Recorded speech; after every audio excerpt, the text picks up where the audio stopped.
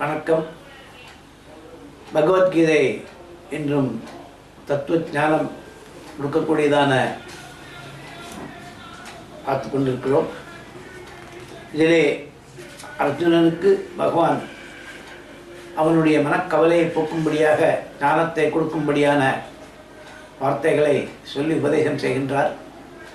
அதிலே சென்ற நிகழ்ச்சி வரையில் 8 அத்தியாயங்கள் பார்க்கப்பட்டது.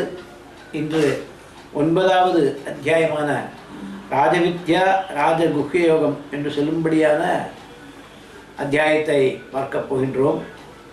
இதிலே பகவான் சொல்வது என்ன என்று பார்த்தால், மனித மனங்கள் வேறுபட்டவை, அவை இறைவனை அணுகும் முறைகளும் ஒன்றாக இருக்க முடியாது.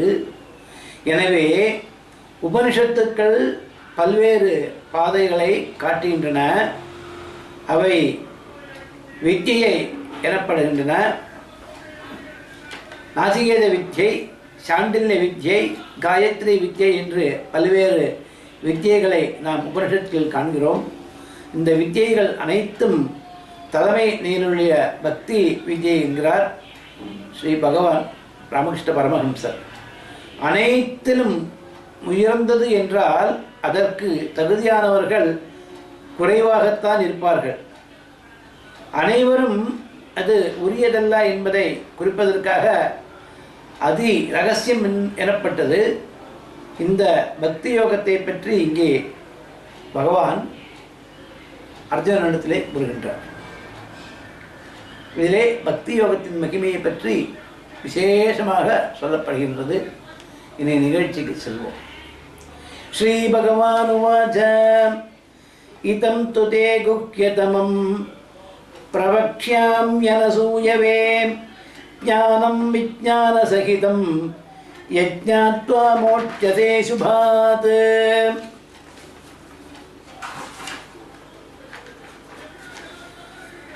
ராஜவித்யா ராஜகுஹ்யம் பவித்ரமிதமுத்தமம் பிரத்யக்ஷாவகமம் தம்யம் சுசுகம் கர்த்துமவ்யயம் அஸ்ரத்ததானாஃ புருஷா தர்மஸ்யாஸ்ய பரந்தப அப்ராப்யம் நாம் நிவர்த்தந்தே மிருத்யு சம்சாரவத்மனே மயா ததமிதம் சர்வம் ஜகதவ்யக்தமூர்த்தினா மத்சானி சர்வபூதானி ந சாகம் தேஷ்வஸ்திதः ந ச மத்சானி பூதானி பஸ்ய மே யோகமைஸ்வரம் பூதபிருண்ண ச பூதஸ்தோ மமாத்மா பூதபாவனः யதாகாசஸ்திதோ நித்யம் வாயுः சர்வத்ர கோமஹான் ததா சர்வாணி பூதானி மஸ்தானீத்யுபதாரய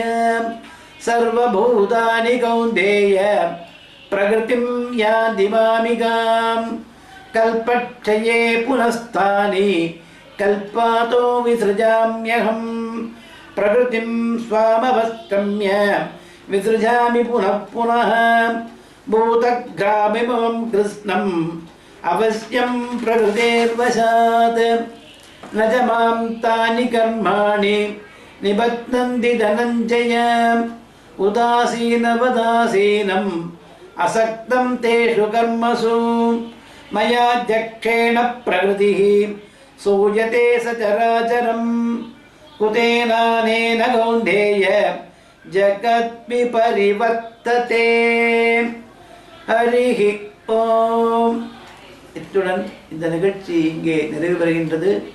இதன் தொடர்ச்சியை அடுத்த நிகழ்ச்சியிலே பார்க்கலாம். அடுத்த நிகழ்ச்சியிலே 11 முதல் 20 ஸ்லோகம் வரையிலும் பார்க்க போகின்றோம். வணக்கம்.